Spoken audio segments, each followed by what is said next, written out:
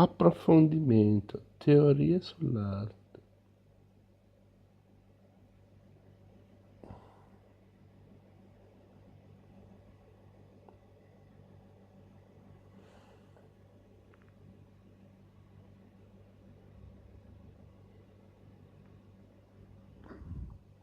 Direi che per il momento questo capitolo lo possiamo saltare.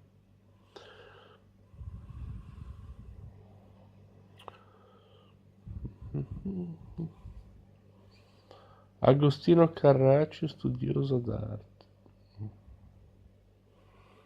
Teorico preposto agli insegnamenti scientifici all'interno dell'Accademia degli Incamminati, Agostino fu uomo di cultura più che artista particolarmente dotato. In possesso di una vasta cultura mitologica, fu sicuramente valido consigliere e collaboratore del fratello Annibale nella decorazione della Galleria Farnese a Roma nel 1597.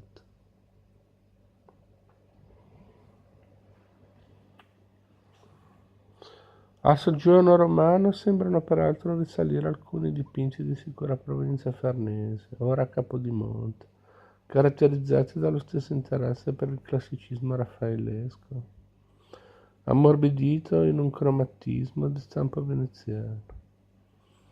Nel dipinto a rigo peloso, Pietro Matto e a Monnano, ad esempio, commissionatoli dal cardinale Edoardo Farnese, Agostino rappresenta tre personaggi della corte romana dello stesso Edoardo: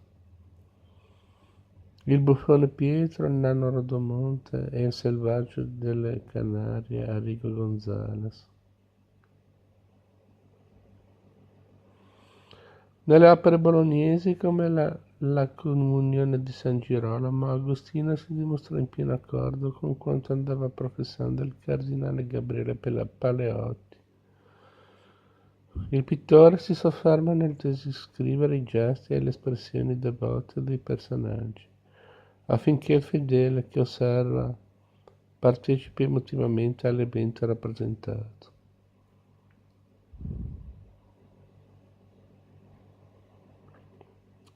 Intensa fu anche la sua attività nel campo dell'incisione. La sua mente analitica trovava in questa tecnica la possibilità di studiare riproducendola l'opera dei maggiori maestri del Cinquecento.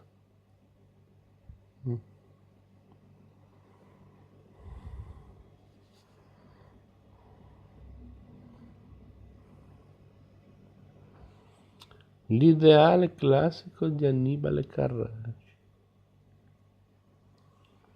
Fratello di Agostino e cugino di Ludovico, Annibale fu la personalità più brillante dei Carracci, capace di esercitare una forte influenza su un'ampia schiera di allievi e collaboratori.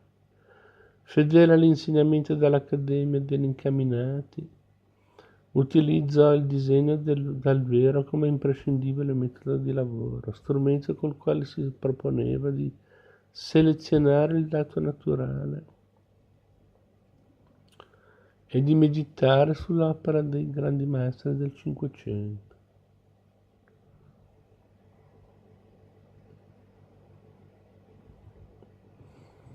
Alla grande tradizione classica italiana, Annibale si rivolge con atteggiamento intimamente romantico, che disdegna un recupero di tipo dottrinale o archeologico e fa rivivere i temi mitologici dell'antichità attraverso un linguaggio pittorico grandioso ed eloquente. Dotato di un talento innato e superiore a quello del fratello, egli empleò la riforma del linguaggio pittorico promossa da Agostino, superando i limiti della pittura devozionale, per riportare in vita gli antichi valori della grande tradizione figurativa italiana. Cercò i suoi modelli al di fuori dell'ambito culturale bolognese e a partire dal 1582 iniziò un periodo di intensa sperimentazione e di approfondimento di tradizioni diverse. Tra il 1583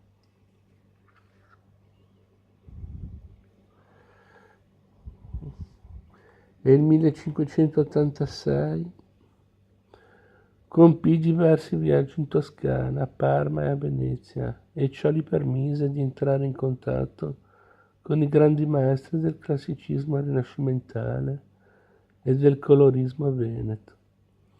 A Parma studiò le delicate atmosfere luminose e la componente sentimentale delle opere del Correggio, di cui eseguì numerose copie. A Cremona guardò con attenzione i campi, dai quali derivò l'osservazione diretta della realtà. Il soggiorno veneziano del 1588 servì per verificare, attraverso le opere di Tiziano, Tintoretto e Veronese, le infinite possibilità espressive del colore e della luce.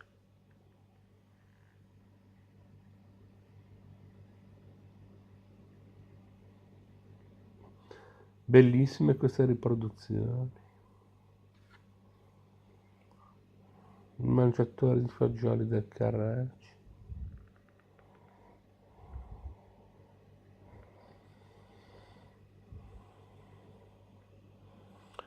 I Carracci e lo studio dal vero. I biografi ci informano che i due fratelli Carracci ritenevano ogni aspetto della realtà degno di essere disegnato e riprodotto, secondo l'astro del momento.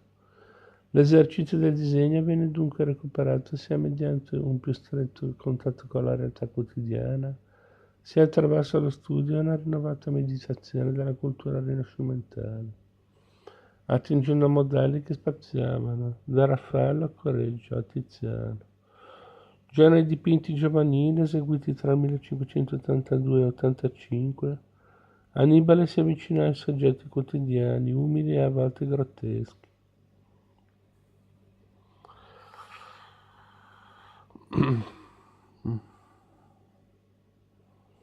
Come nel ragazzo che beve nella bottega del macellaio, nel mangiafagioli.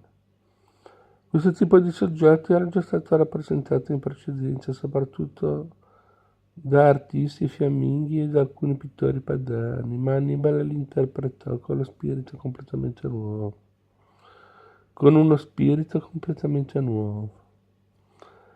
La semplicità degli impianti compositivi evitò al pittore il pericolo di una rappresentazione analitica e frantumata dei dati reali, permettendogli di elevare le tematiche naturalistiche alla dignità della pittura di storia. La raffigurazione del lavoro umano si dimostra lontana dall'enfasi descrittiva che sovente caratterizzava questo tipo di dipinti e diventa piuttosto un'indagine naturalistica in funzione di un grande stile classico.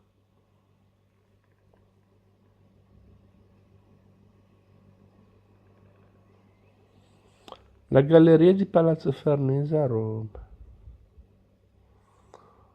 Possiamo anche saltarlo questo.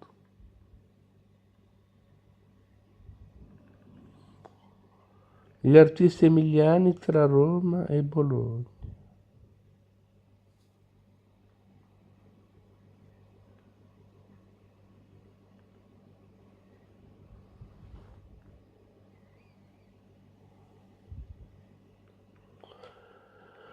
In seguito all'affermazione dei Carracci e della loro accademia, Bologna fu nel campo della pittura uno degli ambienti più vivi del Seicento italiano. Intorno a questa famiglia di pittori si raccolsero infatti molti giovani, ciascuno dei quali sviluppò le idee carraccesche, secondo la propria inclinazione, ma con il comune intento di ricercare un'ideale compostezza classicheggiante.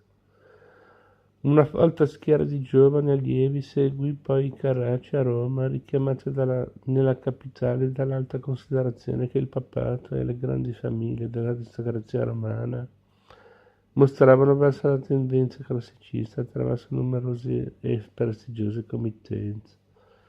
Se il Domenichino e Francesco Albani si confermarono come gli interpreti più fedeli delle idee di Annibale, a Roma e a Bologna Guido Reni seguì un'idea autonoma della bellezza e del gusto per l'antico, filtrandola attraverso i modelli più selettivi e antichizzanti di Raffaello. Il Guercino cercava invece la bellezza nella realtà, dimostrando una sensibilità particolare per i valori cromatici e dando prova di grandi capacità compositive nell'organizzare il rapporto tra figure e spazio. Tra gli allievi di Annibale a Roma, il parmense Giovanni Lanfranco si dimostrò il più audace e indipendente. Dalla collaborazione agli affreschi in Palazzo Farnese egli ricavò un'intensa suggestione per la concezione illusionistica dello spazio, fondamentale per la sua pittura che si evolverà in senso di pienamente barocco.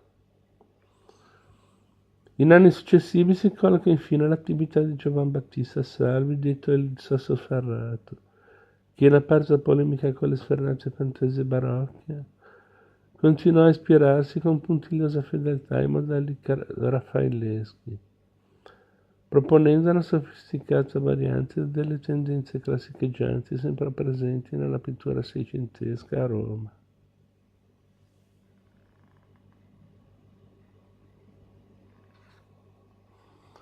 Il trionfo del classicismo, Guido Reni. Ma questo lo vedremo più avanti, prossimamente.